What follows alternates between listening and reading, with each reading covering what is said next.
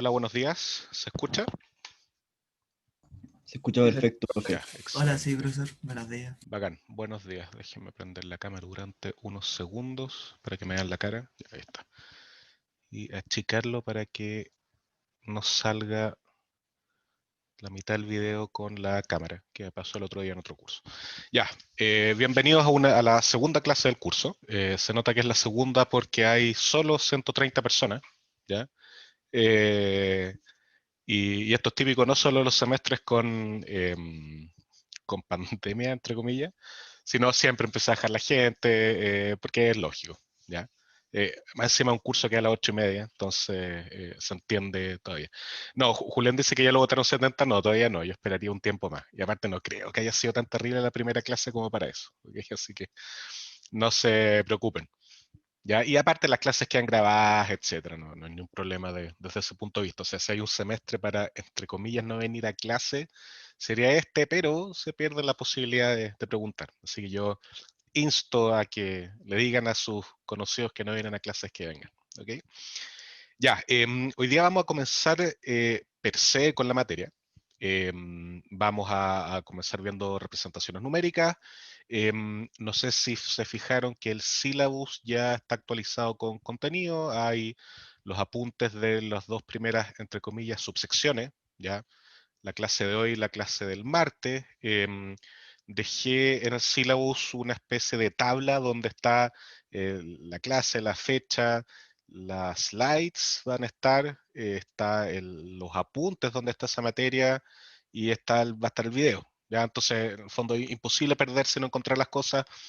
Las clases, las slides y los apuntes van a estar también en una carpeta dentro del syllabus, pero ahí deberían tener el acceso rápido para ir viéndolo. ¿Ok? Así que creo que ahí también van a estar las ayudantías en esa carpeta, o sea, en esa tabla.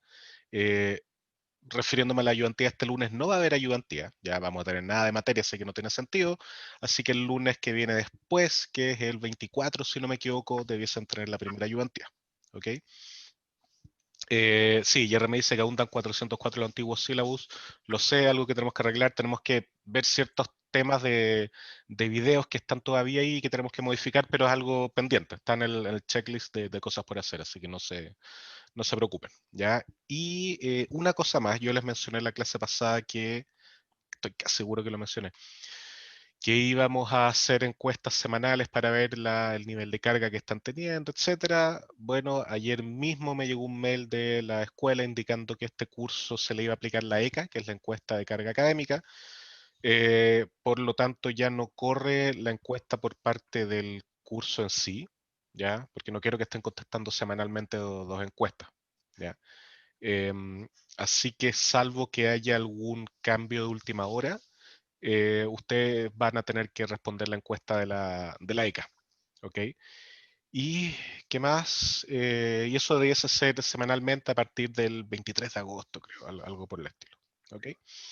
Eso, no sé si tienen alguna otra duda administrativa o de otra cosa relacionada con el curso.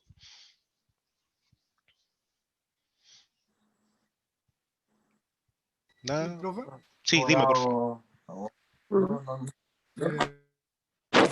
eh, mi pregunta es Mi pregunta es... que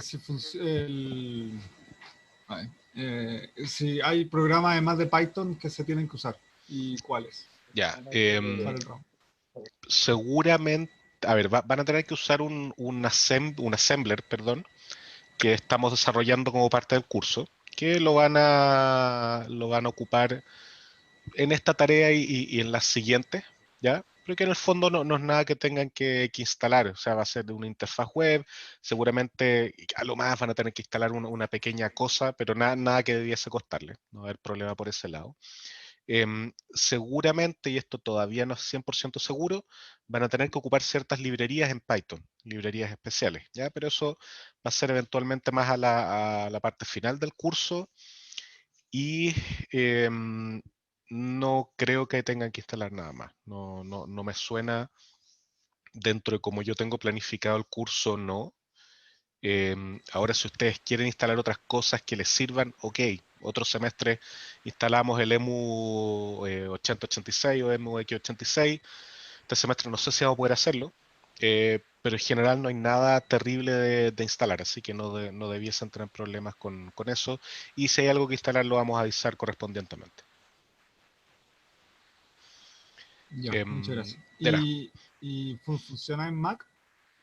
Es que mira, ese es justamente el tema que nos estamos preocupando. El semestre pasado hubo problemas de compatibilidad, ya porque hubo un cambio de versión, etcétera. Este semestre nos estamos preocupando de que funcione en todo, ¿ya? Y estamos apuntando a que Ya, si algo no funciona para todos o para la gran mayoría, no lo vamos a ocupar, ¿ya? Y eso es justamente el tema que puede que nos demoremos más en algunas cosas. Pero tranquilo que problemas de compatibilidad este semestre no debiesen tener. Ya, está viendo muchas el gracias. chat. De nada. Matías preguntó si las slides no las van a subir antes de las clases. No, las slides antes de las clases no. Los apuntes sí, ¿ya? Las slides de las clases anteriores sí van a estar, lógicamente, pero las slides antes de las clases no. ¿Y por qué no? Porque generalmente hago cambios de último minuto y va a haber gente que tiene versiones incorrectas, etcétera. Así que prefiero subirlas una vez que termine la clase. ¿Ok? José pregunta qué hora suben las clases grabadas. A la hora que, que tenga un segundo para editar el video, en el fondo cortar inicio y fin y subirlo a YouTube y que lo procese, etcétera. Generalmente es durante el día, durante la noche del día que hago la clase. Em, Antes lo veo complicado, pero para el día siguiente debiesen tener las clases, ¿ya? Tenerlo antes es complicado, yo voy a hacer todo lo posible, pero es complicado. Ya no requiere un poco de tiempo hacerlo, ¿ok? Ya, ¿alguna otra duda más? Nada al parecer. Ya, perfecto. ¿Crees? Cuarto para las 9. Ya, voy a cortar el video para que esto no se quede pegado. Em, ya, esta clase puede que sea un pelo más corta, va a depender de cómo vaya la participación. Lo que está bien, ya nadie quiere estar todo el rato pegado a la pantalla, sobre todo en esta época. Pero voy a tratar de que las clases sean más o menos modulares, ya, o sea, salvo ciertos tópicos, voy a intentar que sea uno o dos tópicos por clase y no haya como una continuación. ¿Ya? Voy a tratar, a veces no se puede porque hay temas que requieren mayor profundidad, pero esta clase debiese poder hacerse así, ¿ok? Ya, entonces partamos un poco con lo que quedó pendiente de la clase pasada, ¿ya? Y en el fondo, cómo se estructura un sistema computacional que le llamé, ¿ya? Que es en esencia la combinación software-hardware, ¿ya? Cristóbal pregunta en el chat si va a partir siempre a las 8:35. Sí, ya es como lo mismo que yo hacía cuando hacía las clases presenciales, de que llegaba a las 8:30 y partía a las 8:35 para darle tiempo al resto de llegar. Acá va a ser así, creo que no tiene mucho sentido partir pegado a las 8:30, siendo que tenemos suficiente espacio. Ya, de hecho, si tuviésemos más, o sea, lo ideal sería partir a las 9 y hacer calzar justo en una hora la clase, en 50 minutos, pero por el momento 8:35. ¿Ok? Ya, entonces, ¿cómo se estructura un sistema computacional? ¿Ya? ¿Y a qué me refiero a sistema computacional? Como les mencioné, algo que incluye software más hardware. ¿Ya? Cuando uno habla de un computador o un sistema computacional, y aquí no estoy hablando de una cosa grande, sino un computador como el que ustedes tienen, un celular incluso, siempre vamos a tener una parte de hardware, ya los fierros, y una interfaz a ese hardware que nos va a poder permitir interactuar con él. ¿Ok? Entonces, por eso cuando uno habla de un computador, en realidad dice sistema computacional, ¿ya? E incluye ambas cosas. ¿Ok? Entonces, lo típico, lo primero, lo más lógico, a lo que uno está acostumbrado, que no es el foco de este curso, ¿ya? Es la capa de las aplicaciones, ¿ok? Es con que la gran mayoría interactúa regularmente durante un día de trabajo o un día de estudio, ¿ya? Em, ¿Y que incluye esto? Bueno, las aplicaciones, ¿ya? Cualquier... a ver, Juan Pablo dice que no se ve la presentación. Ya, solo él parece, ya me asusté. Sí, yo la veo bien. Ya, bacán, chuta, ya. Respuesta unánime que sí se ve, ya. Perdón, entonces eres tú el que no lo ve, lo siento sinceramente. Em, ya, entonces tenemos la capa de aplicación, ¿ya? Que es esencialmente las aplicaciones que estamos ocupando. Yo que estoy con el PowerPoint ahora, Zoom que está corriendo, etcétera. Aplicaciones, nada muy ambicioso, no siquiera estamos hablando todavía de interacción con el computador, ¿ya? Solo aplicaciones comunes y corrientes, ¿ya? Además, bueno, y el usuario es el que las maneja, esto es importante, y además uno podría tener otro tipo de aplicaciones, ¿ya? Que vamos a llamarlo en este caso el editor, un editor de texto, Jupyter, Visual Studio Code, PyCharm para otros, otro tipo de editor de texto, etcétera, ¿ya? Que van a generar código fuente, ¿ok? Ambas cosas, tanto este tipo, ambas son aplicaciones, ya sea editor o aplicación de software, ¿ya? Pero vamos a hacer una pequeña separación acá entre las que generan código fuente y las que son meramente aplicaciones, ¿ok? Ya. Siguiendo esta capa, la capa de aplicación, ¿alguien se anima a decirme cuál podría ser la siguiente capa de las tres que vamos a tener? ¿Alguien se le ocurre cuál podría ser una que viene después, más abajo de la de las aplicaciones? El sistema operativo. Sistema operativo, exacto, ya, súper bien.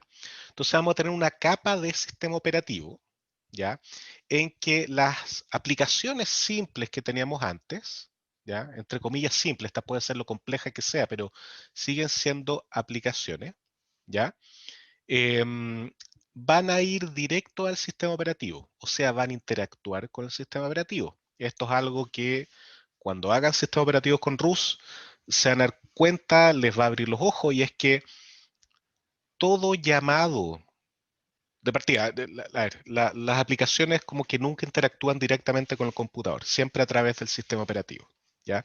Cada vez que necesitan algo del computador, imprimir en pantalla, recibir input del teclado, etcétera, tienen que hacerlo a través del sistema operativo, por un mecanismo de seguridad y para asegurar que se hace bien, ¿ok? Entonces todo pasa por el sistema operativo, ¿ya? Eso es uno de los motivos por el cual imprimir en pantalla es tan lento, ¿ya? Porque además de tener que irse a la pantalla, también tiene que pasar por el sistema operativo, ¿ya? Entonces, cualquier aplicación normal va a pasar por el sistema operativo para hacer lo que tenga que hacer, ¿ok? Y por el otro lado, lo que teníamos del código fuente va a pasar por, y acá uno podría sacar el compilador de la capa del sistema operativo, uno podría ponerlo acá, ¿ya? Pero lo vamos a dejar por el momento en esta parte para que quede más claro. Uno va a tener un compilador, ya que es el compilador que se encarga de tomar el código fuente y transformarlo en un código intermedio, ¿ya? ¿Qué es código intermedio? Demoraría como 5 clases en definirlo, pero en el fondo es un tipo de código que no hay uno nomás, ¿ya? Em, que no es tan de alto nivel como Python, por ejemplo, pero no es tan de bajo nivel como lo que entienden las máquinas, que ya vamos en el curso a ver qué es lo que entienden las máquinas. ¿Ok? Juan Pablo pregunta, ¿cómo funciona con Python que no tiene compilador? Ya, súper buena pregunta. En vez de compilador, acá hay otra cosa que se llama el runtime. Perdonen la letra, esto es un perdón general a lo largo del semestre. O la máquina virtual, una virtual machine. ¿Ya? Y esas que sí están más a nivel del sistema operativo se encargan de generar el código que después puede ser ejecutado. ¿Ok? De nuevo, por lo mismo, ¿ya? Los sistemas de programación o los lenguajes que son manejados o interpretados, ¿ya? Son más lentos que los que son compilados, ¿ya? Porque la compilación ocurre una vez nomás. Ya, yo llego, compilo y se va a ejecutar más rápido porque inmediatamente este proceso se ejecuta una vez, se ejecuta offline. Ya, esto lo voy a poner acá. Esto es offline. ¿Ya? Em, ¿ya? Y no hay problema con eso, ¿ya? Por otro lado, este proceso de acá no es offline, es online, ¿ya?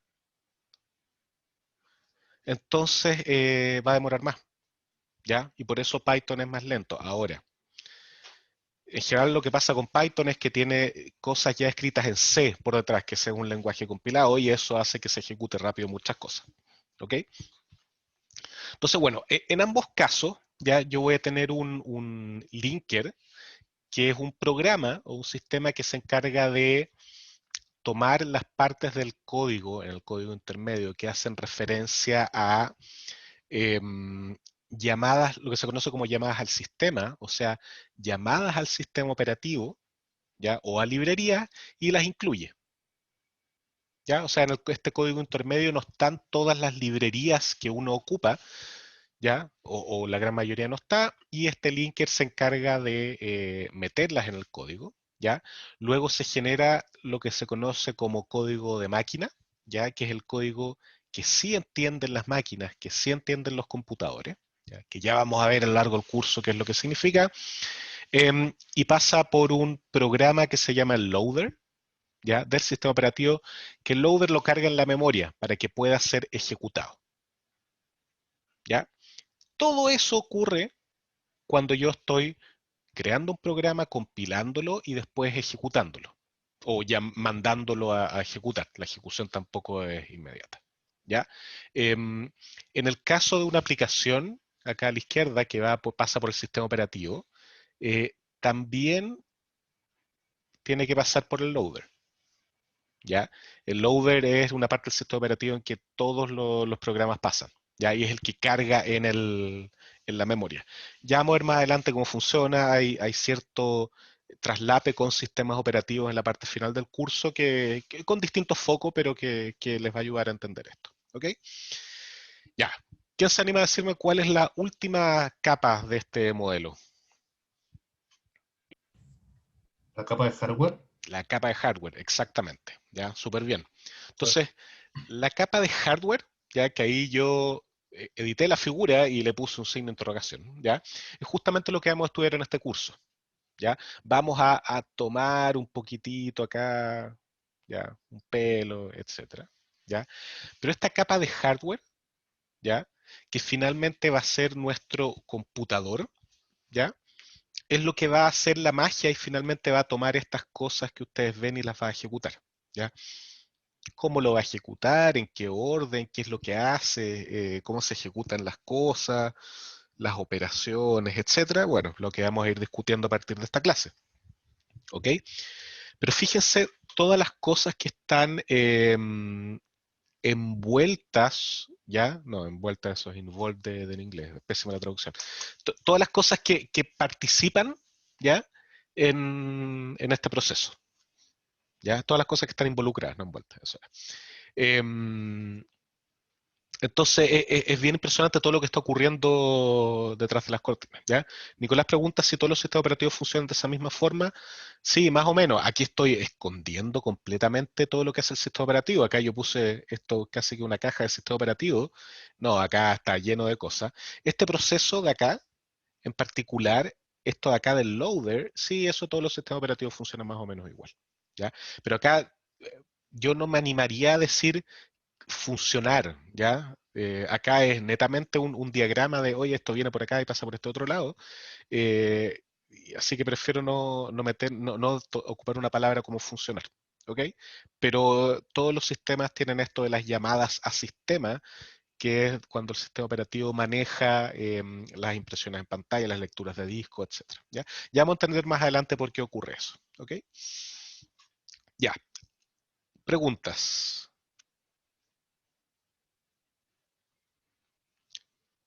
Nada al parecer. Ya, continuemos entonces.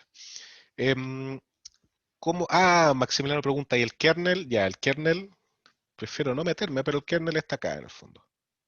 Ahí podríamos meter el kernel.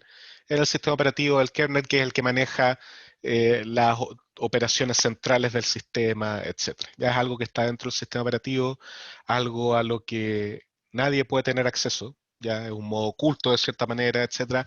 Vamos a ver más adelante en el curso qué soporte se entrega el hardware para que exista este kernel, ya, y vamos a profundizarlo más adelante, ¿ok?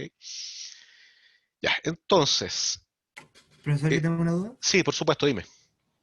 Entonces en el curso nos enfocaremos en estudiar la parte del hardware. Sí, Esa no me quedó clara. Ya. esencialmente sí, pero igual vamos a tocar un poco de la parte del sistema operativo, la parte que está como más pegada al hardware, esto que está acá, ¿ya? Pero centralmente en el hardware, sobre todo la primera parte del curso, la primera mitad, es Ok. netamente hardware. Para estudiar todo el tema del sistema operativo y esas cosas está en el otro curso, ¿cierto? Sí, Entonces, exactamente. Sí, ahí, ya. ahí no debiesen tener problema con ese curso. De hecho, muchos libros tocan los dos tópicos de cierta manera, así que no debería haber problema por ahí. Muchas gracias. De nada. Ya, entonces, Jerry pregunta si el machine code es algo común para todos los sistemas. Excelente pregunta. No es lo mismo. ¿Ya? Y eso es algo que voy a discutir un poco en esta diapo, pero es lo que obliga a tener versiones para distintos sistemas operativos, y más aún, distintas máquinas, distintos tipos de máquinas, ¿ya? Van a necesitar distintos tipos de machine code. O sea, dicho de otra manera, el assembly de una arquitectura no es el mismo que de otra, el código de bajo nivel, ¿ya? Por mucho que un computador pueda tener el mismo sistema operativo que otro, no necesariamente el machine code que se genera es igual. ¿Ok? Eso es algo que vamos a ir tocando más adelante en el curso. Entonces, a ver, uno podría tener esa misma visualización o visión que vimos recién, pero desde el punto de vista de la carrera que ustedes están cursando, ¿ya? Uno podría pararse más en el lado del desarrollador, en la parte de arriba, y ver que, mira, fíjate, tuvimos intro a la progra, ¿ya? Algunos ya tuvieron progra avanzada, otros van a tenerlo, ¿ya? Y esto es como la parte de la aplicación, ¿ok? Por otro lado tenemos de abajo para arriba, ya acá le llamo el usuario, ya, pero que es usuario en el fondo porque está tecleando, ya, pero esto viene de abajo para arriba. Ya tenemos los sistemas digitales, que es esencialmente lo de bajo nivel, ya. Luego tenemos la arquitectura de computadores, los sistemas operativos, más a la derecha, ya tenemos estos dos que están bastante unidos. Y lo que une estos dos mundos, ya, es finalmente los compiladores. Ya los sistemas operativos en general trabajan a bajo nivel, ¿ya? ¿Ok? Interactúan con el hardware. El software que uno desarrolla no es a bajo nivel, sino que a alto nivel porque ni siquiera ha llegado el sistema operativo. Y lo que une estos dos mundos son los compiladores, ¿ya? Lamentablemente, el curso de compiladores no se dicta, ¿ya? En algún momento, no sé quién o quiénes decidieron que, o sea, fue por el tema de los majors, no le voy a echar la culpa al resto de la gente por el tema de los majors.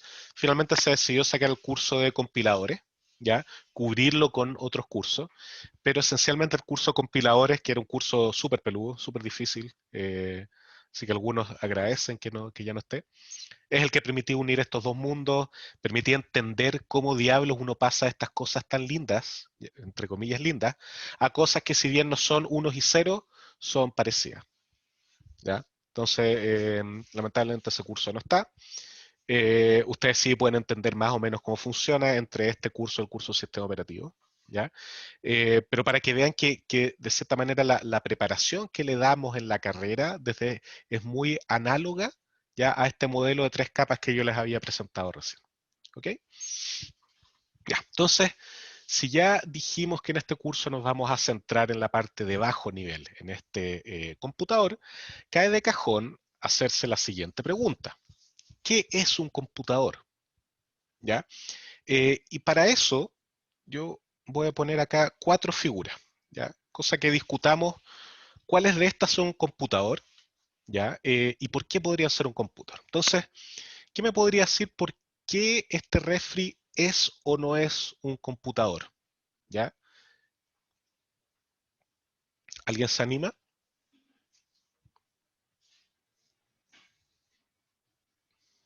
¿Nadie? Yo diría que sí. Sebastián, ya, ¿tú dices que sí? Sí. Ya, Porque tiene perfecto. que tener un sistema dentro que esté controlando la temperatura, o si alguien abre, o si alguien pide agua, o lo que tenga que ser entre medio. Hay algunos refrigeradores que hacen hasta hielo, entonces. Claro, perfecto, toda la razón. Ya, entonces acá yo podría decir que tiene un computador. ¿Ya? Veo en el chat que ponen sí porque hace cálculos para la temperatura, perfecto. Diego pone depende, ya, una sabia respuesta que sirve en todos lados menos en las pruebas, pero me parece bastante razonable acá, al menos en este contexto. María José pone software más hardware, sí, toda la razón. Diego que computa cosas, Ronaldo porque es software más hardware, ya. Entonces, aquí yo voy a hacer la primera diferenciación, ya, y que tiene que ver con que tiene un computador, no es lo mismo que ser un computador, ¿ya? Tomás pregunta si tiene un sistema operativo. Sí, por supuesto. Los refrigeradores y análogamente eso supongo que puede ser una lavadora o incluso una secadora, ya asumamos que es de los dos. Tiene sistema operativo y puede ser sumamente complejo, ¿ya? De hecho, ustedes vamos a ver en el curso más adelante los procesadores de Intel, cómo fueron mejorando, pero el cerebro de un refrigerador o de una secadora lavadora es tan potente como era un computador en los 90, por ahí, ¿ya? Es bien impresionante, ¿ya? Alguien vi por ahí que puso algo de correr Doom ¿se puede correr Doom en un computador? Ya, sí, totalmente de acuerdo. Como Jerry dice el 486, exactamente. Sí, efectivamente, uno podría decir que si corre algún programa es un computador, ¿ya? Pero acá yo quiero hacer la diferenciación entre tiene un computador y es un computador, ¿ya? Uno podría ver efectivamente la clase del refri, sí, como dice Juan Pablo, ¿ya? Pero resulta que para el usuario común, ¿ya? Para uno cuando abre el refri, ¿ya? O mete la ropa a lavar o secar, no está interactuando de esa manera, ¿ya? Como dice Diego muy bien, como que no es programable por el usuario. Uno podría argumentar que quizá la lavadora o la secadora tiene ciertos programas precargados, ¿ya? Entonces yo digo, sí, bueno, pero si programé lavado de tal tipo y todo, ya, pero no es exactamente lo que buscamos. Entonces, si bien ambos en la actualidad, lavadora, secadora, refrigerador, etcétera, tienen computadores por dentro, pueden correr Doom, eventualmente van a poder correr el Crysis, no lo tengo claro. No son computadores, ¿ya? Este acá y este acá no son computadores, ¿ya? Porque si bien tienen un computador internamente, que puede ser muy potente, uno no programa ese computador. ¿Ya? Uno podría hacerlo, sí, de todas maneras, uno puede hackear y programar, ¿ya? Pero no es lo que está apuntando el fabricante, ¿ya? De hecho, yo supongo que uno rompe completamente la garantía si llega a hacer algo así, ¿ok? Ya. Por otro lado, un celular actual, no un ladrillo como los que se ocupaban antes, que yo ocupé antes, ¿ya? Que esos tipos de ladrillos se parecen más a una lavadora y un refrigerador que un celular de esta época, ¿ya? Un celular, ¿uno podría decir a esta altura que es un computador? Sí. Sí, ¿cierto? De todas maneras, a esta altura sí, nada que decir. ¿Ya? Y el computador que está a la derecha, que ya hasta parece medio anticuado ese esquema, ¿ya? Uno podría decir tranquilamente que sí, ¿ya?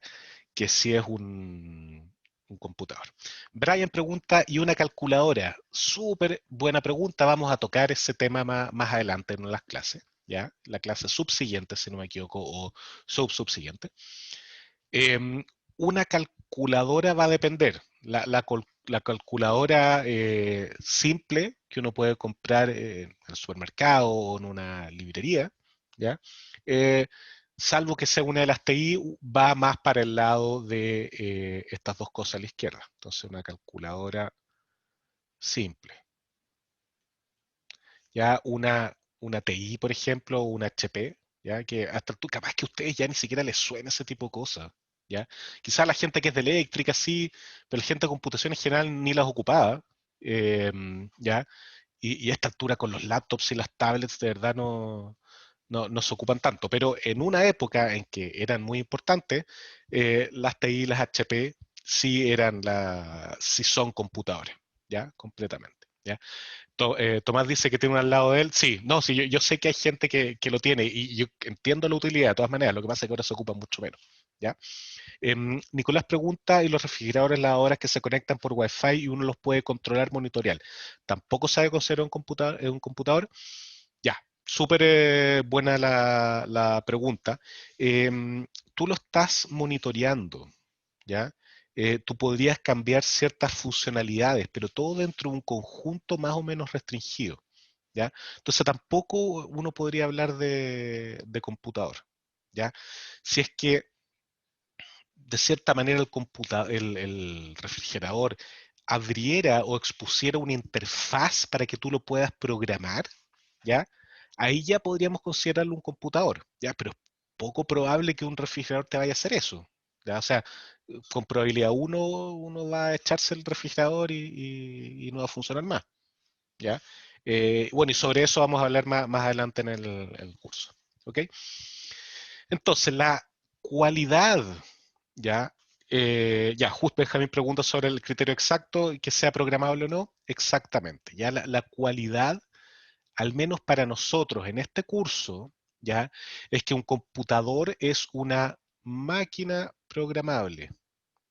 Ya que obviamente, y acá prefiero ser explícito que implícitos, ya que obviamente también ejecuta los programas. ¿Ya? Yo tengo una máquina que expone una interfaz para que ésta sea programada a bajo nivel, que haga lo que yo quiera, ¿ya? Ahí uno podría empezar a argumentar que sea Turing completo, bla, bla, bla, ¿ya? Que sí, en estricto rigor, pero de una manera un poco más aterrizada, ¿ya? Yo quiero programarla con mis propias manos, con código que no esté limitado a sliders y checkbox e interfaces de usuario. ¿Ok? Y yo obviamente quiero ejecutar esos programas en ese mismo computador. ¿Ya? Entonces, eso va a ser un computador desde nuestro punto de vista. ¿Ya? Y eso nos va a dar una diferencia súper clara para más adelante con respecto a una calculadora y con respecto a otras cosas. ¿Ya? Así que ese es el punto central. Un computador va a depender del punto de vista, ¿ya? Pero en este computador, o sea, perdón, en este curso, va a primar la visión de que es una máquina programable. ¿Qué es una máquina? Bueno, ya vamos a ver, ¿ya? Pero que uno puede programar y obviamente ejecutar esos programas, ¿ya? ¿Cuál podría ser entonces la pregunta que viene ahora? La pregunta importante para el curso. ¿A quién se le ocurre? ¿Cómo se construye? Súper, bien. Vicente, súper bien. ¿Cómo se Diego tiene construye? una pregunta. Sí, por favor, Gabriel, dime. Ah, sí, No, perdón, Diego alguien tiene una pregunta. Sí, la voy a contestar ahora. Vicente tiene una pregunta. Dice que no es esto, pero ¿a qué se refiere exactamente con que sea programable? Ya. Em, Significa que esta máquina, ¿ya? Tiene ciertas cualidades. Puede hacer ciertas cosas, ¿ya? Eh, Todavía no he hablado de un computador, sino que una máquina que puede hacer ciertas cosas y esta máquina te permite a ti, ¿ya? Acceder a todas esas cosas. ¿Ya? O sea, tú puedes decirle que haga, que no haga y en qué momento, ¿ya? Ahora, uno podría decir, ah, perfecto, entonces si tengo una lavadora, ¿ya? Y yo expongo al usuario todas las posibilidades de esa lavadora, ¿sería un computador? No, porque la lavadora la controla un computador, ¿ya? Y como lo controla un computador, ¿ya? Yo debiese tener acceso a todo lo que hace el computador. ¿Ya? Por lo tanto, eso es más o menos una posible manera de ver lo programable, ¿ya? Ahora, ¿por qué se ocupa la palabra programable? Porque uno en un computador escribe programas, ya está completamente relacionado con computador, ¿ya? Entonces, esa es más o menos la idea. Ahora, em, veo que están discutiendo un poco en el chat sobre los periféricos, microcontroladores, etcétera. ahí vamos a destilar o precisar más aún la definición porque va a depender un poco de quién es el que tiene el control de las cosas, ¿ya? Y un periférico no va a tener el control de las cosas, entonces podría tener todas las características de un computador, un periférico, pero no va a ser nunca un computador porque nunca es el que está a cargo de las cosas. ¿Ya? Entonces eso es algo que vamos a ir definiendo y va a ir de cierta manera emergiendo solo a medida que pasamos con las clases. ¿Ok? Ya, entonces la pregunta es, ok, ¿cómo construimos una máquina programable que ejecuta programas? ¿Ya? Y lo que sabemos hacer bastante bien en esta carrera, ¿ya? Es programar, ¿ya? Por lo tanto, vamos a ocupar ese criterio, el programar, para ver qué es lo que necesitamos para construir un computador, ¿ya? Entonces, muchos de ustedes no van a estar familiarizados con este lenguaje que tengo acá, que es un híbrido de Java con C++, ¿ya? Pero asumamos que es Java. Tiene bastantes diferencias con Python, diferencias sintácticas, ¿ya? Por detrás, ok, tiene hartas, pero una vez que uno sabe programar en un lenguaje de este tipo, como que sabe programar en todo. Fíjense que las definiciones de funciones son más verbosas, ¿ya? Tienen estas llaves acá, etcétera, que dan un poco lo mismo. Uno puede o no tener los tabs acá. Yo, de hecho, yo podría haber corrido esto acá y no hay ningún problema, porque el cuerpo de la función, etcétera, está marcado por las llaves. Fíjense que cada vez que termino una instrucción tengo que poner un punto y coma, ¿ya? Pero esas cosas que yo acabo de demostrar, la declaración verbosa acá, ¿ya? El punto y coma, las llaves, este punto y coma acá, esta llave por acá, nos olvidamos un poco, ¿ya? No es esencial lo importante, ¿ya? Entonces, ¿qué de este lenguaje que sacando eso yo creo que es bastante entendible? ¿Qué cosas necesita uno ya para programar? ¿Ya? Y esto es un poquitito recordar intro la progra. ¿Qué cosas necesito? ¿Qué cosas son las más básicas que necesito? Diego pone almacenar en memoria los datos. Perfecto. ¿Y mediante qué almacenamos en memoria? ¿Ya? ¿Cuál es nuestra herramienta en un lenguaje para almacenar cosas en memoria? Clemente lo dice muy bien, variable. ¿Ya? Entonces yo tengo acá una variable arreglo, una variable en, una variable i, una variable promedio. ¿Ya? Pero a diferencia de Python, ¿qué les llama la atención de este tipo de declaración de variable? ¿Qué es lo que tiene y que no tiene Python? Al menos no tiene de manera expuesta, directa, pero sí lo tiene. El tipo, como dice Diego, creo que era Diego, sí, ¿ya? El tipo, ¿y qué es el tipo? Bueno, estoy indicando el tipo de dato, y en este caso digo que es el caso de arreglo, digo que es un entero, ¿ya? Pero que tiene estos corchetes, que significa que es un arreglo, lo que en Python es una lista, ¿ya? Entonces estoy diciendo que arreglo es una lista de enteros, ¿ok? Que n es un entero, que i es un entero y que promedio es un dato de tipo float, ¿ya? ¿Y qué es float? Bueno, son números de punto flotante que vamos a discutir la próxima clase. Int son los números que vamos a discutir hoy día, sí, se nos va a alcanzar el tiempo, yo creo, ¿ya? Bueno, y lo estoy inicializando, que eso da un poquitito lo mismo, ¿ya? Entonces, necesitamos variables, ¿ya? Porque esos van a memoria, ¿ya? Necesitamos además datos para llenar las variables. ¿Ya? Aquí voy a hacer otra flecha. Necesitamos los datos, necesitamos declarar los datos, y estos datos y estas variables tienen tipo. ¿Ok? Julián pregunta, profesor, ¿no debería estar casteando n a float? No, de acuerdo, no debería, no debería estar casteado float. Castear significa pasar de un tipo a otro, ¿ya? En este caso no, porque en Java y en C++ no necesito ponerlo, o sea, puedo ocuparlo, pero sacar el punto para especificar si es float, y yo por defecto le estoy dando el tipo, ¿ya? Ignacio pregunta si recomienda aprender Java por ningún motivo. O sea, eventualmente van a tener que aprender, pero salvo que los obliguen, no lo hagan, no tiene tanto sentido a esta altura, sobre todo en esta época, quizás unos años atrás tenía más sentido. Aprendan Python, aprendan JavaScript, no aprendan PHP, olvídense que existe PHP. Si les interesa un poco más la velocidad, aprendan C, ya, C++ eventualmente, ya, pero Java, sabes que van a aprenderlo solo teniendo esas otras cosas, así que no se preocupen. Ya, yo con respecto al resto de los lenguajes más modernos, Go, Rust, etcétera, soy súper ignorante, no, en lo que yo hago, yo ocupo esencialmente Python, así que no me metí en los otros. Yo no soy tanto del área de lenguaje, ingeniería de software, pero en general uno tiene más que especializarse en un lenguaje, ¿ya? Buscar el lenguaje adecuado para la aplicación, pues, ¿ya? Y no tratar de inventar o decir, ya mira, es que a mí me gusta Java o C++ o Python, entonces hago todo con ese lenguaje. Eso claramente va a tener buen resultado. ¿Ok? Ya, entonces, aparte de las variables, ¿qué otra cosa tenemos? Y aquí me refiero como de acá en adelante. ¿Ya? Operadores, ¿cierto? Tengo esta suma con el igual, tengo este más, que aumenta en 1 lo que tiene i, acá tengo una división, perfecto. Entonces yo acá podría tener también las operaciones. ¿Ya? Algo más, tenemos datos, variables, operaciones, alguna otra cosa que es fundamental. ¿Ya? Ya, el print no es tan fundamental, lo vamos a necesitar, pero no es fundamental en un computador, ¿ya?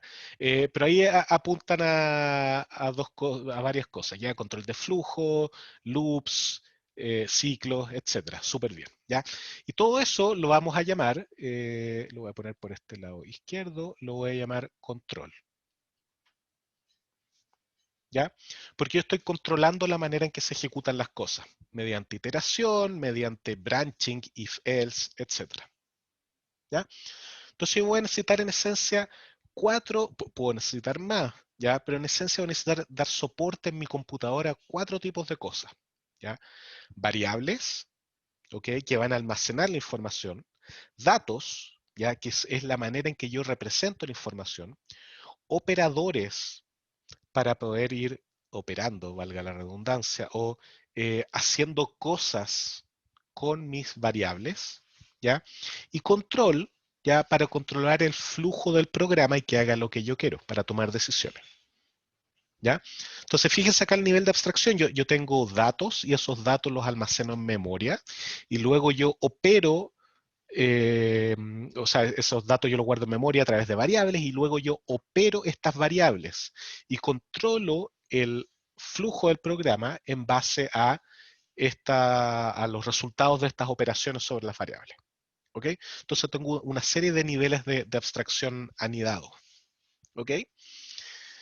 Por lo tanto, en resumen de esta parte, ¿ya? ¿Qué es un computador? Una máquina programable que ejecuta programas. ¿Ya? Y por otro lado, los elementos necesarios para un computador desde el punto de vista del lenguaje, acuérdense que es una máquina programable, por lo tanto yo la quiero programar. Por lo tanto, analizamos un programa para ver qué es lo que necesita un computador y nos damos cuenta que lo que necesita un computador son estas 4 cosas de acá. ¿Ya?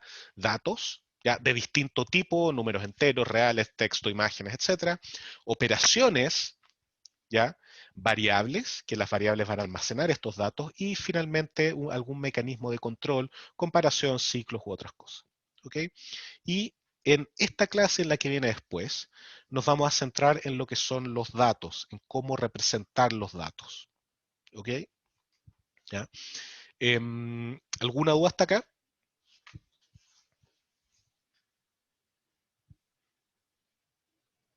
Nada, al parecer. Profe, una consulta. Sí, dime, Diego. Eh, Sigo sin entender mucho como una distinción clara entre variables y datos. Ah, perfecto, súper bien. Ya, te va a quedar mucho más claro entre este y las clases que vienen, ya de todas maneras, pero en el fondo el dato podríamos hablar que es la información más pura que tiene que ser representada de alguna manera, ya que es lo que viene a continuación, y la variable es la forma en que tú vas a guardar esa información en el computador. ¿Ya? Entonces hay una diferencia entre el dato puro, por decirlo de alguna manera, y la manera en que tú lo codificas y lo guardas en el computador. ¿ya? Dicho de otra manera, un número, por ejemplo, tú lo podrías codificar, que representa la misma cantidad, por ejemplo, un 5, tú lo podrías codificar como un número entero en el computador, o lo podrías codificar como un número de puntos flotantes, ¿ya? Que es la misma información, pero guardada de dos maneras distintas. Entonces, esa es una diferenciación clara que lógicamente va a ir quedando más clara aún cuando veamos la representación de datos de la siguiente clase, las operaciones más adelante y después el almacenamiento. ¿Ok? Entonces, ¿cómo podemos representar datos? Y aquí la respuesta, porque antes yo me daba más vuelta y trataba de motivar, etcétera, pero resulta que no tenía ni un sentido, ¿ya? Es que vamos a ocupar números, ¿ya? ¿Por qué vamos a ocupar números para representar datos? En particular, ¿por qué vamos a ocupar números enteros para representar datos? ¿Ya? Vamos a ver otros tipos de números también, pero en particular porque los enteros, porque son operables, infinitos, enumerables y pueden hacer cualquier cosa. ¿Ya? Por ejemplo, pueden representar cantidades, obvio, ¿cierto? O sea, si yo tengo números, puedo casi que por defecto representar cantidades. Yo también podría hacer, mira, puedo representar caracteres, ¿ya? Como, mira, cada letra se le asocia a un número, ¿ya? Y como yo, o símbolos se le asocia a un número, como yo tengo infinitos números, puedo representar casi que infinitos símbolos, ¿ya?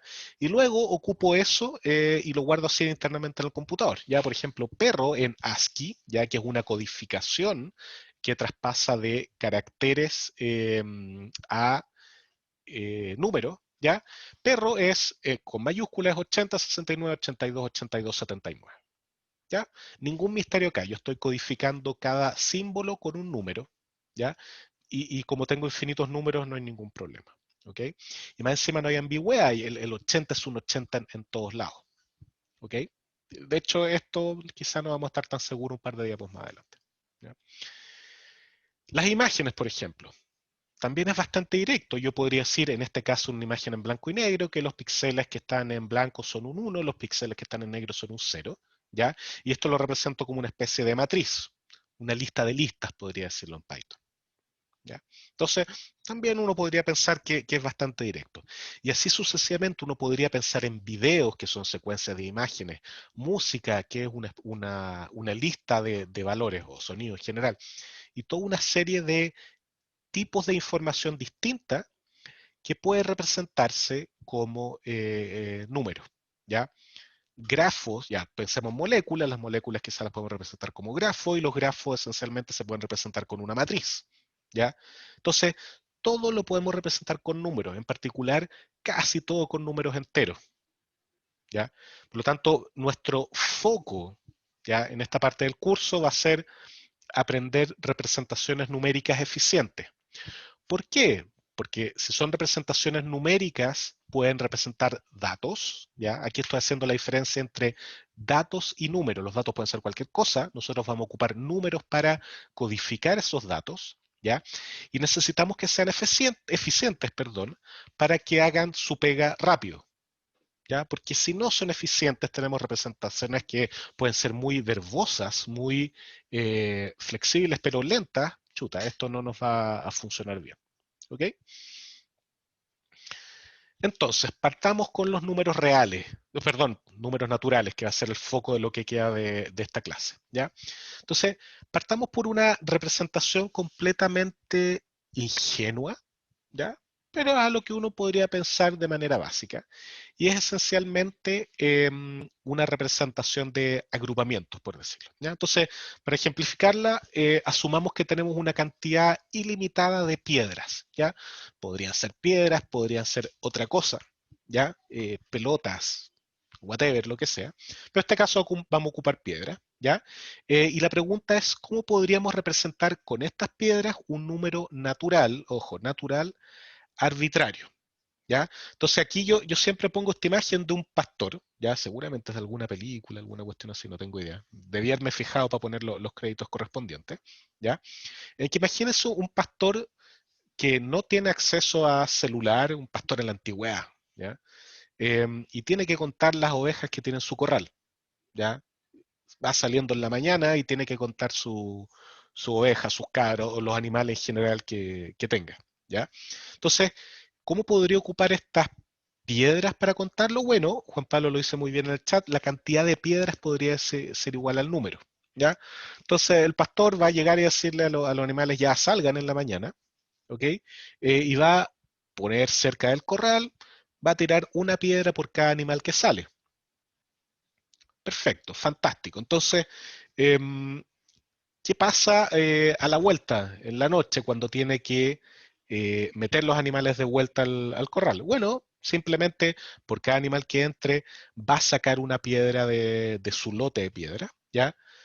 Si se da cuenta de que sobran piedras, significa que se le perdió algo, algún animal, etcétera, ¿ya? O más de uno. Si es que saca todas las piedras y todavía le queda, significa que por algún motivo se le agregó algún animal, ¿ya? De algún otro rebaño que estaba por ahí, ¿ya? Pero eso le serviría a él, ¿ya? Esperanza indica en el chat, el problema ahí es que se demora lo mismo en contar las piedras que en contar los animales. Sí, es un súper buen punto, no nos vamos a meter todavía tanto en eso, más adelante en el curso sí, ¿ya? Em, pero eso es eventualmente un problema, yo creo que ahí tiene razón, ¿ya? Em, entonces, esto sí le permite al pastor contar, ¿ya? Pero ¿cuál es el problema? ¿Cuál podría ser el problema? Aparte de lo que mencionó Esperanza, que sí, que de verdad lo que yo me voy a demorar es lo mismo, crece linealmente con la cantidad de animales, ¿ya? Pero hay otra relación también ahí, ¿ya? Que es muy similar, y es que en el fondo, bueno, es poco eficiente, como dice José María, ¿ya? Em, pero el tema es que la cantidad de piedras que yo necesito, ¿ya? Eh, crece linealmente, o en realidad en este caso es la misma que la cantidad de animales que yo tengo, ¿ya? Se vuelve muy, como dice Julio muy bien en el chat, se vuelve muy grande y se vuelve inmanejable. Ya, imagínense un rebaño de miles de animales, ya, de ovejas, ¿ya? Eh, es complicado, ¿ya? Tampoco puedo saber qué oveja es la que falta. Perfecto, ahora es un problema un poco distinto, un problema de identificación más que de conteo, ¿ya? Es importante, pero no es lo que estamos viendo. Pero acá yo tengo el problema que si crece mucho la cantidad, de verdad esto se vuelve inmanejable. Ya voy a tener demasiadas piedras para contar. Entonces, restringamos un poco el problema y digamos, asumamos que ahora tenemos una cantidad limitada de piedras. ¿Ya? Limitada. Yo tengo, perdón, el pastor tiene 50 piedras. ¿Ya? Entonces, ¿cómo podemos representar en este caso de manera eficiente un número natural arbitrario? ¿Ya? Y ahí veo que varios ponen en el chat potencias, decenas, unidades, la base, etc. Perfecto, ¿ya? Entonces, ahí el concepto está claro. Yo, ¿qué voy a hacer? Antes, todas las piedras significaban lo mismo. Todas las piedras significaban una unidad, ¿ya? En cambio, ahora, ya, de acuerdo a lo que menciona en el chat, yo podría hacer algo distinto, decir, mira, ciertas piedras tienen un valor mayor que otras piedras. ¿Ya? Podría pintarlas de colores, como dice Juan Pablo. Perfecto, ahí tienen valores distintos, ¿ya? Pero me falta algo más, ¿ya? Porque si solo le doy valores distintos, ¿ya? Igual tengo que sumarlas, ¿ya? O sea, siempre voy a tener que sumar, pero las voy a tener que poner al mismo lote, ¿ya? Y ahí es donde viene el concepto fundamental de la posición, que es un poco parecido al de los colores, ¿ya? Pero el concepto de posición nos va a permitir después operar algebraicamente las cosas, ¿ya? Y que esto del concepto posición, o como se le conoce las representaciones posicionales, ¿ya? Son representaciones numéricas que se basan en dos elementos. Por un lado, la cantidad de símbolos distintos disponibles, ¿ya? O sea, yo tengo, que se conoce también como la base, es decir, mira, yo tengo, en el caso de los números decimales, tengo 10 símbolos distintos, que cada uno representa una cantidad distinta, desde el 0 hasta el 9. Perfecto, entonces yo tengo base 10, ¿ya? Lo segundo que importa ahí es la posición, ¿ya?, de estos símbolos en una secuencia numérica. Y eso le va a dar un valor completamente distinto. Y eso es análogo a lo que mencionaba en el chat de colorear las piedras, solo que acá lo vamos a ocupar en una posición distinta. Y esa posición distinta nos va a permitir hacer álgebra sobre estos números de manera eficiente. ¿Ok? Entonces, ustedes pueden ver acá a la derecha, ¿ya?, De hecho, no, todavía no veamos a la derecha porque esto se va a complicar un poquitito porque todavía no hemos visto el octal, etc. Pero en esencia, lo que nosotros vamos a estar ocupando para calcular el valor del número va a ser esta fórmula acá, ¿ya? En que yo voy a sumar desde 0, ¿ya? Donde si yo tengo un número, voy a poner el número 1, 2, 3, 4, 5, 6. La posición 0, esto es un 6, ¿ya? Horrible, pero 6 a fin de cuentas. La posición 0 va a ser la que va a estar más a la derecha, ¿ya? Y la posición n-1 va a ser la que va a estar más a la izquierda, ¿ya? Entonces este es un número de n cifras, ¿ya? O n símbolos, ¿ya? Donde el símbolo de posición 0 va a estar más a la derecha y de posición n-1 va a estar más a la izquierda. ¿Ok? Eso va a ser nuestra convención. Y para encontrar el valor de ese número, yo voy a decir, mira, voy a multiplicar la cantidad representada por el símbolo en mi posición K, ¿ya? Por la base, y recuerden que la base era la cantidad de símbolos que yo tenía, elevado a K. ¿Ya? Por lo tanto, en este caso que tengo acá, el 1, 2, 3, 4, 5, 6, yo diría, mira, esto es 6 por 10 elevado a 0. ¿Ya? ¿Por qué 6? Bueno, porque ahí tengo el símbolo 6. ¿Por qué 10? Porque yo tengo 10 símbolos, por lo tanto ocupar 10 elevado a 0. Y esto le voy a sumar 5 por 10 elevado a 1, más 4, estoy súper bien escribiendo, por 10 elevado a 2, y así sucesivamente. Y teniendo eso yo voy a poder calcular el valor del número. O sea, estoy traspasando desde una codificación numérica, ¿ya? Que puede ser que yo no entienda a primera vista, ¿ya? A el valor de ese número, que sí, yo sí lo puedo entender, ¿ya? Y quizá con los números decimales no es algo tan claro. O sea, perdón, es justamente, a ver, no es tan claro entender que es una representación, una codificación. Es muy natural, ¿ya?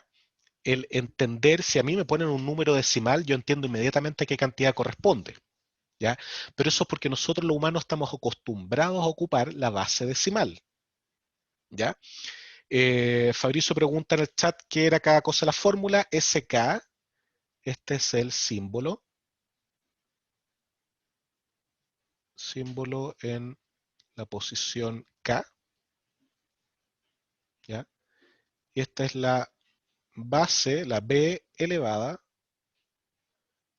a K, ¿ya? O sea, a medida que yo me voy moviendo de derecha a izquierda, la cantidad representada en esa posición va valiendo más, ¿ya? Ahora, esto es bien interesante la manera en que se estructura, porque al hacerlo así, al tener la base elevada a cada vez un número más, ¿ya? Yo evito que se repitan cosas, o sea, dos strings numéricos que son distintos que representan la misma cantidad. Eso nunca puede pasar en este esquema, ¿ya? Y los invito a demostrar por qué, es bastante, más que demostrar, mostrar, ¿ya? Esencialmente, dado que yo acá en mi, voy a poner acá después el 1, 2, 3, 4, 5, 6. ¿Cuál es el máximo valor, ya no valor numérico, sino cuál es la máxima cifra que yo puedo tener en una posición arbitraria, en un número decimal? ¿Ya? ¿Cuál es la máxima cifra que yo puedo tener? El 9, ¿cierto? No puedo tener el 10. ¿Ya? Y como tengo el 9, yo sé que 2 por 9, ¿ya? Es menor a qué, perdón. El fondo 2 por 9, esto va más con la suma, pero el fondo el 2 por 9, ¿ya? Nunca va a poder ser representado con una cifra, ¿ya? Siempre voy a necesitar más de una cifra, ¿ya? ¿Y cuándo necesito más de una cifra? Cuando llego a la base, ¿ya? Entonces yo siempre voy a necesitar por cada posición, ¿ya? Al menos una cantidad de cifras igual a la base, pero en cuanto a valor, yo siempre llego a la base menos 1, ¿ya? De hecho, un resultado interesante, y aquí me saltó una cosa, pero lo voy a decir ahora, la base puede ser cualquier número natural que yo quiera, ¿ya? Si tengo base 10, estamos hablando que es un número decimal. Si tengo base 2, estoy hablando que es un número binario, ¿ya? Por lo tanto, si tengo base 2, yo solo puedo tener como símbolos el 0 y el 1, ¿ya? De ahí viene todo de los computadores binarios, etc. Si tengo base 8, yo puedo tener desde el 0 hasta el 7, ¿ya? Si tengo base 16, puedo tener desde el 0 hasta F, ¿ya? Y aquí uno puede decir, chuta, ya, ¿qué le pasó a este hombre? ¿Por qué F? Bueno, porque yo empecé a ocupar letras. Como nosotros somos decimales, por decirlo de alguna manera, ocupo del 0 hasta el 9 para representar al 9 y después el 10 lo represento como A, el 11 lo represento como B, hasta llegar a el 16, perdón, el 15 lo va a representar como F. ¿Ya? Entonces, fíjense, el 15 lo represento como F en hexadecimal, ¿ya? El 7 lo voy a representar como 7 en octal. Esto es octal, base 8, esto es hexa, ¿ya? El 9 lo represento como 9 en decimal, ¿ya? ¿Cómo voy a representar 8 en octal? 10 en decimal y 16 en hexa. ¿Cómo represento esos números en esas bases? 1, 0, ¿cierto? Lo que uno coloquialmente dice 10, ¿ya? Que es incorrecto decir 10, en realidad es 1, 0, ¿ya? Entonces, estos tres, ¿ya? Se representan como 1, 0. De hecho, todas las bases, todas y cada una de las bases se representan como 1, 0 en el sistema numérico que ellas, el sistema numérico posicional que ellas definen, ¿ya? O sea, siempre el 16 en hexa va a ser 1, 0, ¿ya? Entonces, fíjense que tienen el mismo string numérico, pero ¿qué es lo que cambia? Que la base es distinta, por lo tanto, esto en, por ejemplo, en hexa va a ser 1 por 16 elevado a 1, ¿ya? Entonces, que tengan el mismo string no van a significar lo mismo, ¿ya? De hecho, como ahora sí en este diagrama que tenemos a la derecha, yo tengo el número 8 elevado a 5, 8 elevado a 4, a 3, a 2, a 1, 0, ¿ya? Eso es perdón, estoy hablando de la base octal, y yo si tengo el número 421 en octal, ¿ya? Eso va a ser 1 por 8 elevado a 0 más 2 por 8 elevado a 1 más 4 por 8 elevado a 2. ¿Ya? Y si yo sumo eso, me da 273 en base 10. ¿Ya? Y se fijan, yo estoy denotando, para que sea más claro, 421 con base 8 y 273 con base 10. ¿Ok? Ya, esto puede ser de repente medio mind-blowing. De hecho, mientras más ejercicio hace uno de esto, más loco se vuelve. Pero es más o menos en esencia esto. ¿Preguntas?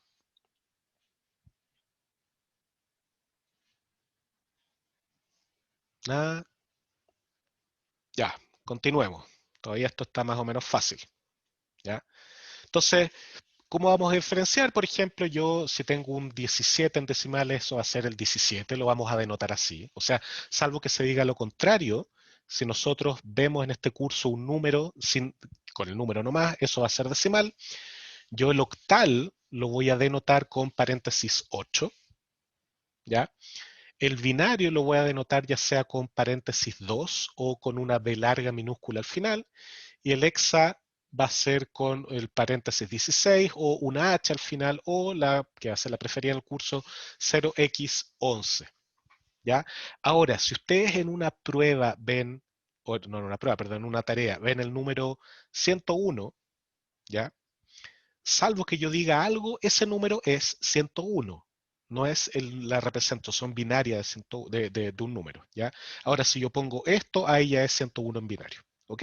Entonces, estas van a ser las representaciones o las, sí, representaciones, digamos, ¿ya? De como las notaciones de cada uno de estos conjuntos numéricos, ¿ok? Ahora, ¿cómo puedo ir convirtiendo entre estas representaciones? Bueno, es más o menos trivial entre algunas, ¿ya? Por ejemplo, yo podría decir que entre binario, octal y hexa, ¿ya? Yo podría hacer lo siguiente. Si yo tengo un número en hexa, por ejemplo, esto es 9 en base 16, ¿ya? Yo sé que un número en hexa, ¿ya? ¿Cuántos cifras va a tener en binario? Puedo saberlo, ¿cierto? Porque un número en hexa va desde 0 a 15, ¿ya? ¿Cuántos bits, ya? Bit que significa binary digit, de ahí viene el porqué de bit, ¿ya? ¿Cuántos bits necesito yo para representar números entre 0 y 15 en binario? ¿Ya? Veamos, el 0 es el 0, el 1 es el 1, el 2 es 1, 0, el 3 es 1, 1. ¿Ya? El 4 es, mira, se me acabaron los números acá, es 1, 0, 0. El 5, 1, 0, 1. Bla, bla, bla, bla, bla. ¿Ya? Por lo tanto, voy a llegar a que necesito, como bien pone Ignacio, el logaritmo, ¿cómo se llama esto? De 16. Voy a necesitar 4. ¿Ya? Por lo tanto, cualquier número en base 16, perdón, cualquier cifra en base 16, ¿ya? Va a necesitar 4 cifras en binario.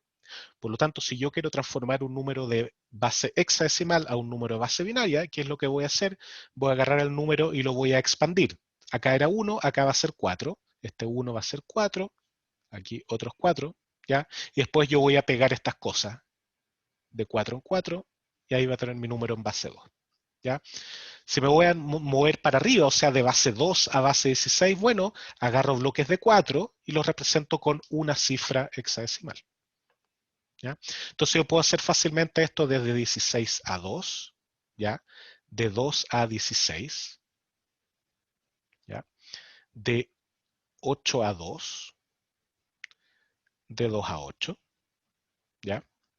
De hecho, yo podría decir, mira, esto puedo hacerlo de 2 a 4 y de 4 a 2, no hay ningún problema. Pero si yo quiero hacerlo de 16 a 8, ¿cuál podría ser el problema ahí?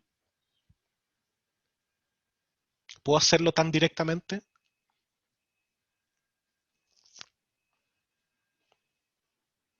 No, como dice Tomás.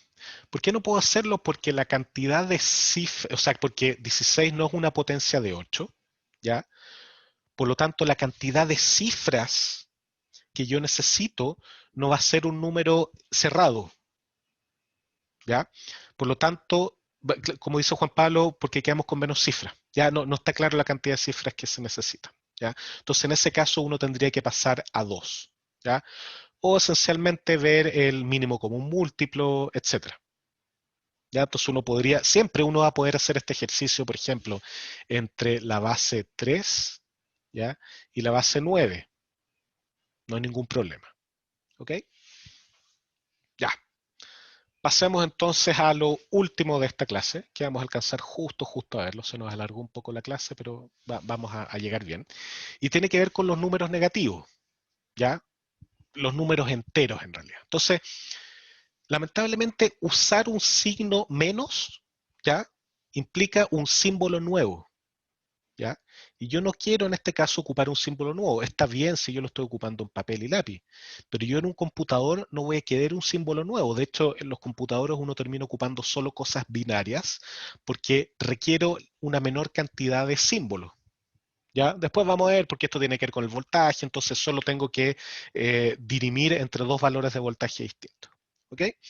Entonces, el ocupar un signo ya menos está descartado.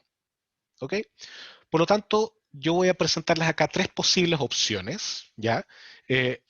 Distintas, no es que sea una mejor que otra, en la práctica sí, pero no es que las otras sean malas, sino que puede que no sean tan adecuadas, ¿ya?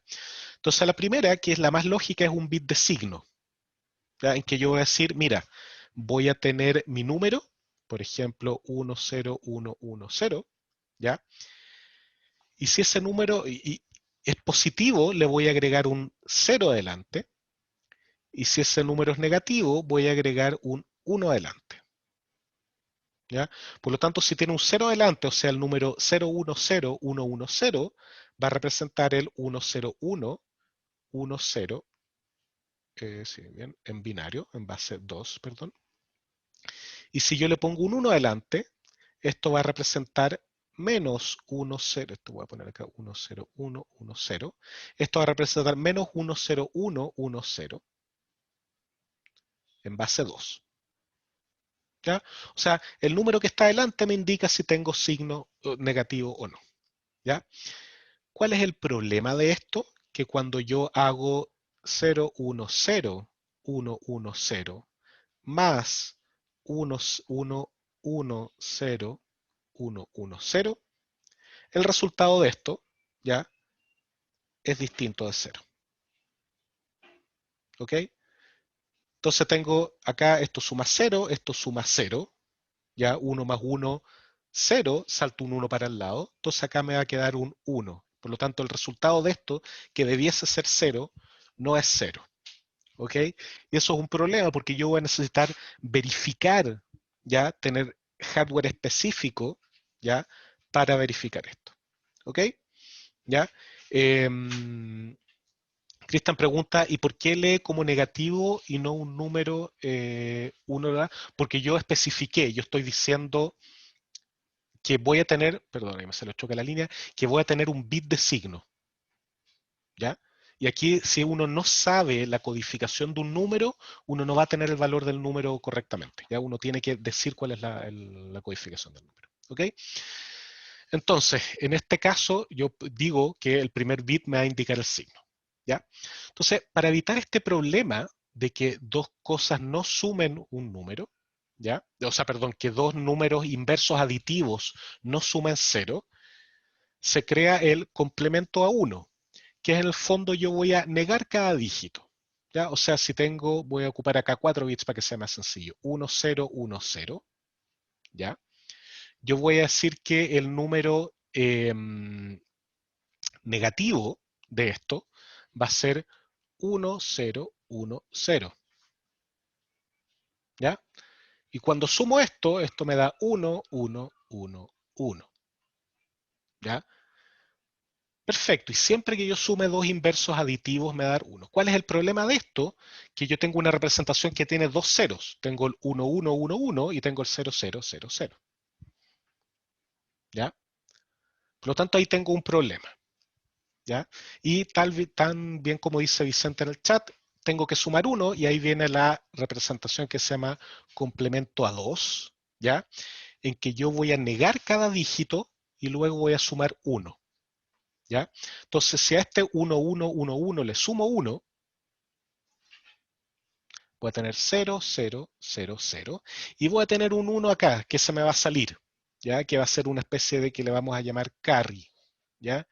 Y yo me voy a hacer el loco con eso y voy a decir, esto no existe, chao, porque mis números eran de 4 bits, ¿ya?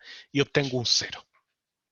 Y con eso voy a tener una representación consistente, ¿ya? ¿Cómo vamos a ver esto? Y acá voy a borrar, denme un segundo, voy a borrar estas cosas para que quede más claro. ¿Ya? ¿Cómo vamos a visualizar esto para que tenga sentido? ¿Ya? O para que tenga más sentido. Bueno, lo que vamos a hacer es graficarlo sobre una circunferencia. ¿Ya? Entonces, ¿qué es lo que vamos a hacer? ¿Ya? Yo voy a, denme un segundo, ya. Yo voy a tener mis números, ¿ya? Por ejemplo, números de, imaginemos que tenemos números de 3 bits, ¿ya? Desde el 000 hasta el 111. Entonces yo voy a decir, ok, voy a agregar un nuevo bit, ¿ya? Que no va a ser el bit de signo, sino que voy a aumentar la cantidad de bits, ¿ya? Y a todos mis números que estaban en 3 bits les voy a agregar un 0 adelante. ¿ya? Acá estos eran números positivos. ¿Ya? Ya sé que me pasé la clase por 2 minutos, vamos a ocupar 3 minutos más, así que les pido perdón.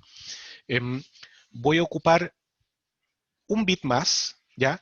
Asumiendo que todos los números que yo tenía representados antes eran positivos. ¿Ok?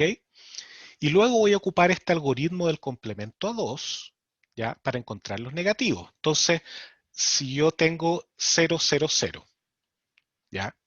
Y aplico el complemento a 2, eso me va a quedar 1, 1, 1, más 1.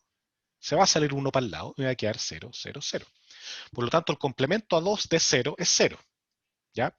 Y después cuando yo empiezo a moverme acá es que se pone interesante. Fíjense acá en la circunferencia, el más 1, que es 0, 0, 0, 0, 0, 1, que yo le agregué el número adelante, este 0. Cuando aplico el algoritmo del complemento 2, me queda 1, 1, 1. ¿Ya? El 2 me queda 1, 1, 1, 0. Y así empezamos a movernos en la circunferencia, ¿ya? Y nos vamos acercando a el 7, que tiene este valor menos 7. Ya nos empezamos a acercar por los dos lados de la circunferencia, por acá y por acá. ¿Y por qué una circunferencia? El agregar esencialmente un bit más, que ojo, no es un bit de signo, porque yo estoy agregando un 0. Tengo solo números positivos, agrego un 0, ¿ya? Y después ocupo el algoritmo del complemento 2. No es un bit de signo, ojo, ¿ya? Yo parto esto en 2, ¿ya? Y resulta que me queda que tengo del 0 al 7 por un lado, 8 cifras acá, y tengo del menos 1 al menos 8 acá, 8 cifras. ¿Ya? Por lo tanto, efectivamente partí este espacio en 2. Pero resulta que a la izquierda tengo un número más que acá.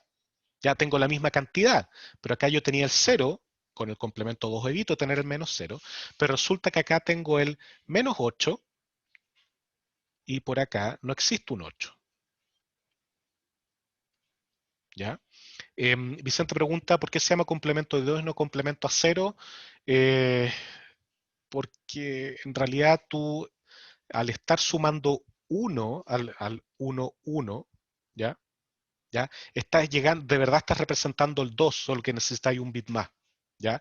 Y en el fondo para decir que 0 en realidad es 0 y lo que tú estás generando es 1, 0, que estés borrando el otro bit después es otra cosa, ¿ya? Entonces, bueno, lo que comenta Julián es lo que voy a ver. Resulta que yo a la derecha estoy yendo de 0 a 7, ¿ya? Y a la izquierda estoy yendo de menos 1 a menos 8, ¿ya? Que si bien ambos lados tienen 8 números, ¿ya? El lado de la izquierda tiene un número que no está representado a la derecha, con su inverso, ¿ya? No tengo el 8 acá a la derecha, ¿ya? Y eso esencialmente porque yo tenía una cantidad impar de cifras totales, ¿ya? Tengo, perdón, una cantidad par de cifras totales para representar una cantidad impar, porque el 0 no es ni positivo ni negativo, ¿ya? Por lo tanto, como tengo la mitad para positivo y la mitad para negativo, chuta, tengo el 0, llego hasta 7 y acá tengo hasta el menos 8. Y esta irregularidad o particularidad siempre se da en ciertas representaciones posicionales con cierta base y no se da en otras, ¿ya? Por ejemplo, si yo tuviera una cantidad impar de números acá en esta circunferencia, que se da con ciertas bases, yo no voy a tener este problema, ¿ya? Entonces lo invito a reflexionar un poquitito en qué bases se da que yo tengo un número negativo que no puedo representar en los positivos, ¿ya? Y de hecho los invito, hagan el ejercicio. Menos 8, apliquen el complemento a 2 y vean qué es lo que ocurre. ¿Ya? Es bien interesante. Ya, vamos a dejar la clase ahí, vamos a partir la siguiente clase con un ejercicio sobre esto para que no quede tan en el aire. Ya están los apuntes, pueden revisarlo. Ya esto yo sé que puede ser confuso, pero la próxima clase vamos a empezar con un ejercicio para que quede un poco más claro. ¿Ya? No sé si tienen preguntas. Yo estoy seguro que sí, porque esta parte es complicada, pero preguntas que se pueden responder en poco tiempo para no atrasarlos más. Profe, yo tengo una pregunta, pero más Vicente. que nada sobre el tipo de bases que se suele usar en computación, que es el binario, el hexal y el hexadecimal. ¿Por qué no usamos una base en base a 4, por ejemplo, que es como el exponente de 2 que queda como entre medio. Ya, perfecto. Mira, a ver, en el computador yo voy a ocupar siempre base 2. Lo que está a bajo nivel es base 2. ¿Ya? Y es por un tema eléctrico que vamos a ver más adelante. El tema es que si ocupo base 2, mis números como strings, ¿ya? Quedan demasiado largos. ¿Ya? Demasiado largos. Entonces, ¿qué es lo que hago yo? Ocupo una base que es más comprimida. ¿Ya? Que es la base 16. Porque yo cada 4 bits voy a ocupar solo una cifra en 16. Esencialmente por eso se ocupa. ¿Ya? No es más que eso. No sé si te quedó claro con lo que respondí, Vicente. Sí, gracias. Ya, bacán, súper. Ya, estoy viendo los comentarios del chat. Sí, yo sé que esto es complicado. Voy a subir la clase hoy día, de todas maneras. Voy a repasar esto en la próxima clase, no se preocupen, ¿ya? Acuérdense que tienen, ¿cómo se llama esto? Acuérdense que tienen, vamos a tener una clase, no extra, pero en el fondo tenemos una clase que todavía no definimos, que en el fondo nos va a dar tiempo para poder repasar este tipo de cosas, ¿ya? Así que no se preocupen, lean los apuntes, ¿ya? Y la próxima clase vamos a empezar con un ejercicio de esto para dejar más claro, ¿ok? Ya pues, ¿más dudas? Profe, una pregunta, chica. Dime, Cristóbal. Ese número que queda afuera, el primer dígito, ¿cómo se llama? No es bit de signo. No quiero llamarlo bit de signo porque eso lleva a confusión, pero es el bit que yo agrego en el complemento 2. Ya, Sí, perfecto. no Muchas ocupemos gracias. bit de signo porque si no nos vamos a complicar. Porque efectivamente no es un bit de signo. O sea, si bien, Bit completo. claro, bit extra, porque si bien uno ve en este diagrama que los negativos tienen un 1 delante, ¿ya? El bit de signo se lee como esto un menos y después yo leo directamente esto, ¿ya? Y no me Claro. calza, ¿ya? Entonces por eso prefiero ocupar no bit de signo, ¿ya? Perfecto, gracias. De nada. ¿Profesor? Sí, dime.